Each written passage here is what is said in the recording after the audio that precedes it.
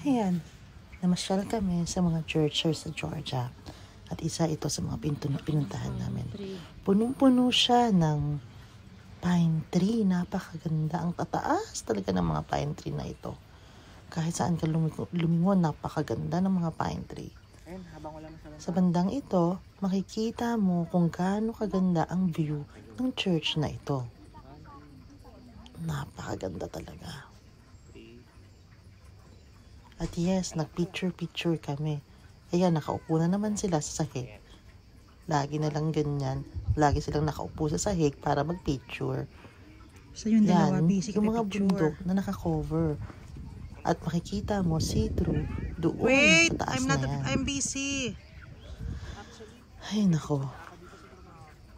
Mai-in-love ka talaga sa lugar na ito. Kung saan sila nakaupo ay parang hagdan-hagdan.